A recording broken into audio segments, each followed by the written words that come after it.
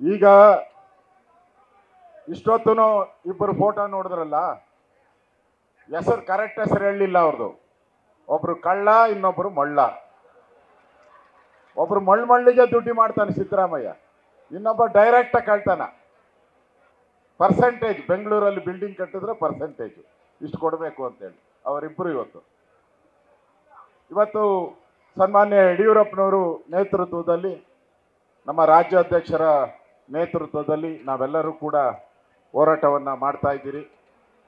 ಇನ್ನೇನು ಒಂದು 10-15 ನಿಮಿಷದಲ್ಲಿ ನಮ್ಮ ಹೋರಾಟ ಮುಂದುವರಿಯುತ್ತೆ, ಮುಖ್ಯಮಂತ್ರಿಗಳ ಮನೆ ಕಡೆ ಮುಂದುವರಿಯುತ್ತೆ. ನಾವೆಲ್ಲರೂ ಕೂಡ, ಇಲ್ಲಿರೋರೆಲ್ಲರೂ ಕೂಡ, ನಮ್ಮ ಜನರಲ್ ಸೆಕ್ರೆಟರಿ ಅನೌನ್ಸ್ ಮಾಡ್ತಾರೆ ಯಾರ್ಯಾರು ಯಾವ್ಯಾವ ಟೈಮ್ಗೆ ಎದ್ದು ಬಸ್ಗಳಿಗೆ ಎತ್ತಬೇಕು ಅಂತ. ಎಲ್ಲರೂ ಬಸ್ ಹತ್ಬೋದು. ಈಗಾಗಲೇ ಅವರೆಲ್ಲ ಟೆಂಟು ಚೇರು ಎಲ್ಲ ಹೊಡೆದು ರೆಡಿ ಮಾಡಿದ್ದಾರೆ ಪೊಲೀಸರು. ಒಂದು, ಈ ಸರ್ಕಾರವನ್ನು ನಾವು ಕೇಳಬೇಕು.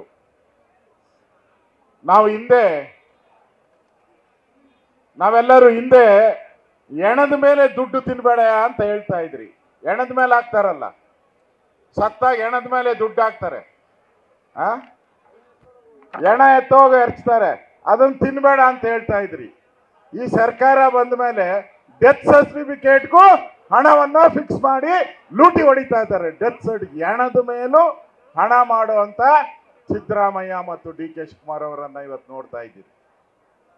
ಪೆಟ್ರೋಲ್, ಡೀಸೆಲ್ ಏನೇನಿದೆಯೋ ಇನ್ನು ಕ್ವಾರ್ಟರ್ಗೆ ಬಂದಿಲ್ಲ, ಅವರು ಬೇರೆ ಬರ್ತಾ ಇದೆ. ಯಾರ್ಯಾರು ಬಿಯರ್ ಕುಡಿತಾರೆ ಅವರೆಲ್ಲ 50 ರೂಪಾಯಿ ಎಕ್ಸ್ಟ್ರಾ ರೆಡಿ ಮಾಡ್ಕೊಳ್ರಿ. ಬಿಯರ್ ಕುಡಿದೆಲ್ಲ 50 ರೂಪಾಯಿ ರೆಡಿ. ಇನ್ನು ಸ್ವಲ್ಪ ಕೋಲ್ಡ್ ಆದ್ಮೇಲೆ ಕ್ವಾರ್ಟರ್ ವಿಸ್ಕಿ ಮೇಲೆಲ್ಲ ಅದ್ರ ಮೇಲೆ 50 ರೂಪಾಯಿಗೆ ರೆಡಿ ಮಾಡ್ಕೊಂಡಿದ್ದಾರೆ. ಆಮೇಲೆ ನಿಮ್ಮ ಟಾಯ್ಲೆಟ್ಗಳು, ಬೆಂಗಳೂರಲ್ಲಿ ನಿಮ್ಮ ಟಾಯ್ಲೆಟ್ಗಳು ಇದೆಯಲ್ಲ, ಗೊತ್ತಿದೆಯಾ? ಜನರಲ್ ಟಾಯ್ಲೆಟ್ ಅಲ್ಲ, ನಿಮ್ಮ ಮನೆಯಲ್ಲಿ ಎಷ್ಟು ಟಾಯ್ಲೆಟ್ ಇದೆಯೋ ಅಷ್ಟು ಟಾಯ್ಲೆಟ್ನ ಕಸ ಎಷ್ಟು ಬರ್ತದೋ ಅದನ್ನ KG ಲೆಕ್ಕ ತೂಕ ಹಾಕಿ ಟ್ಯಾಕ್ಸ್ ಹಾಕ್ತೀನಿ ಮೇಲೆ. KG ಲೆಕ್ಕ ಎಲ್ಲಿಗೆ ಬಂದಿದ್ದಾರೆ ನೋಡಿ. ಟಾಯ್ಲೆಟ್ಗೂ ಬಿಟ್ಟಿಲ್ಲ ಇವರು ಕಳ್ಳರು. ಅದಕ್ಕೆ ಕಳ್ಳ ಮಳ್ಳ ಅಂದಿದ್ದು. ಟಾಯ್ಲೆಟ್ಗೂ ಕಾಸು.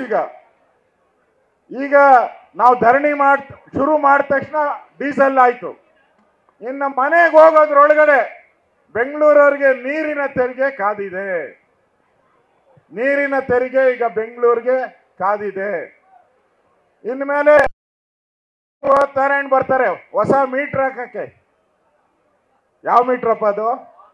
Smart meter. 15,000 ಕೋಟಿ ಲೂಟಿ ಅದರಲ್ಲಿ, ಸ್ಮಾರ್ಟ್ ಮೀಟರ್ ಅಲ್ಲಿ 15,000 ತೀರ್ಮಾನ ಮಾಡ್ಬಿಟ್ಟವ್ರೆ ಕಾಂಗ್ರೆಸ್ ಅವರು.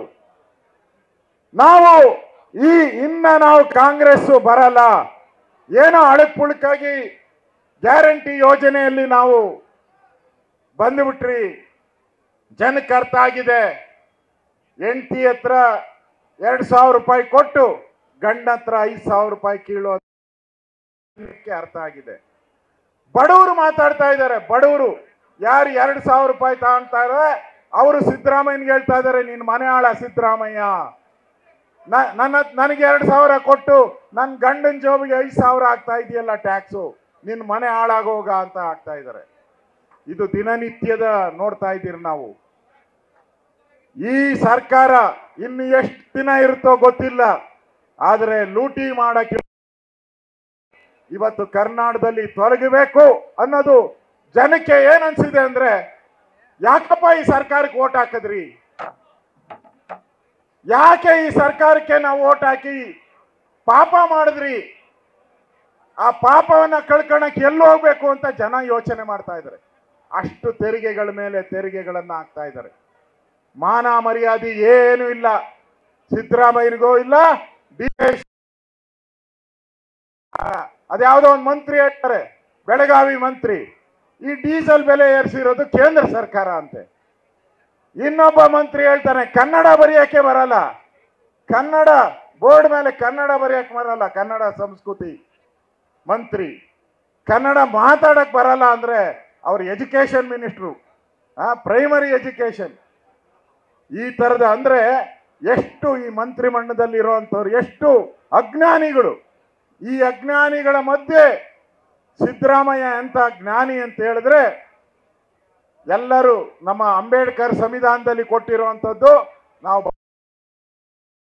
ನಾವು ಏನೇನ್ ಟ್ಯಾಕ್ಸ್ ಈ ವರ್ಷ ಹಾಕ್ತೀರಿ, ಈ ರಾಜ್ಯಕ್ಕೆ ಏನೇನ್ ತೆರಿಗೆ ಬೇಕು, ಆ ತೆರಿಗೆಯಿಂದ ನಾವು ಅಭಿವೃದ್ಧಿ ಏನ್ ಮಾಡ್ತೀರಿ ಅಂತ ಮಾಡುವಂತ ಬಡ್ಜೆಟ್.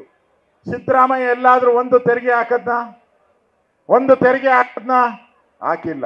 ಈಗ ಬೀದಿಗಳಲ್ಲಿ ತೆರಿಗೆ, ಈಗ ಸಂತೆಗಳಲ್ಲಿ ತೆರಿಗೆ.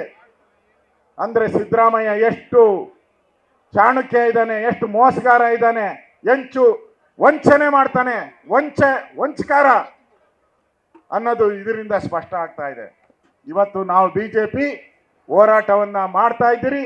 ಇದು ಸಾಂಕೇತಿಕ ಹೋರಾಟ ಅಲ್ಲ, ಇದನ್ನ ಅಂತ್ಯ ಕಾಣೋವರೆಗೂ ಕೂಡ ಈ ಹೋರಾಟವನ್ನ ಮುಂದುವರಿಸ್ತೀರಿ. ಮೈಸೂರು ಇರ್ಬೋದು, ಬೇರೆ ಬೇರೆ ಜಿಲ್ಲೆಗಳು ಇದು ಕಂಟಿನ್ಯೂ ಆಗ್ತೈತೆ. ಅದರಿಂದ ನಾವು ಇವತ್ತು ಮಾಧ್ಯಮದ ಮೂಲಕ ಈ ಹೋರಾಟದ ಮುಖಾಂತರ ನಿದ್ದೆ ಮಾಡೋ ರಾಮಯ್ಯ, ಸಿದ್ದರಾಮಯ್ಯ ಕಳ್ತನ ಮಾಡೋ ರಾಮಯ್ಯ, ಈ ಕೋರ್ಟನ್ನು ತೀರ್ಮಾನ ಕೊಟ್ಟಿದೆ ಇಡಿಗೆ ತನಿಖೆ ಮಾಡಿ ಅಂತ ಹೇಳಿ. ಕೋರ್ಟನ್ನು ಕೂಡ ಇವತ್ತು ಆದೇಶ ಮಾಡಿದೆ, ಕೋರ್ಟ್ ಕೂಡ ಆದೇಶ ಮಾಡಿದೆ.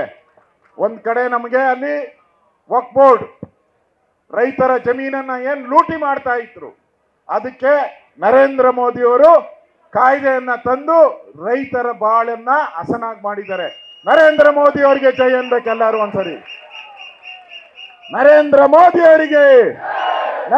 ಮೋದಿ ಅವರಿಗೆ ನಾವು ನನ್ನ ಮಾತನ್ನ ಮುಗಿಸೋ ಮುಂಚೆ ನಾವೆಲ್ಲರೂ ಕೂಡ ಇವತ್ತು ಇಷ್ಟೊಂದು ಜನ ಹೋರಾಟಗಾರರು ಬಂದಿದ್ದೀರಿ. ಪೊಲೀಸರು ಕೂಡ ಒಂದು 10 ಬಸ್ ತಂದವ್ರೆ. ಅವ್ರಿಗೆ ಸಾಕಾಗಬಾರ್ದು ಬಸ್ಸು. ನಮ್ಮ ಬೈರತಿ ಹೇಳ್ತಾ ಇದ್ದ, ಅಣ್ಣ 10 ಬಸ್ ನನಗೆ ಬೇಕು ಅಂತ ಗಲಾಟೆ ಮಾಡ್ತಾ ಇದ್ದ. ಇಲ್ಲಿ 10 ನನಗೆ ಬೇಕು ಅಂತ ಗಲಾಟೆ ಮಾಡ್ತಾ ಇದ್ದ. ಅದಕ್ಕೆ ಯಾರ್ಯಾರು ನಮ್ಮ MLAಗಳಿದ್ದೀರಾ ಎಲ್ಲ ಬಸ್ಗಳು ಬುಕ್ ಮಾಡ್ಕೊಳ್ಳಿ. ಅವ್ರ ಹತ್ರ ಶಾರ್ಟೇಜು, ಗತಿ ಇಲ್ಲ, ಅರೆಸ್ಟ್ ಮಾಡಕ್ಕೂ ಯೋಗ್ಯತೆ ಇಲ್ದಿರ್ತಕ್ಕಂಥ ಸರ್ಕಾರ ಇವತ್ತಿದೆ. ನಮ್ಮನ್ನು ಅರೆಸ್ಟ್ ಮಾಡಕ್ ಬಸ್ ತರಕ್ಕಿಲ್ಲ.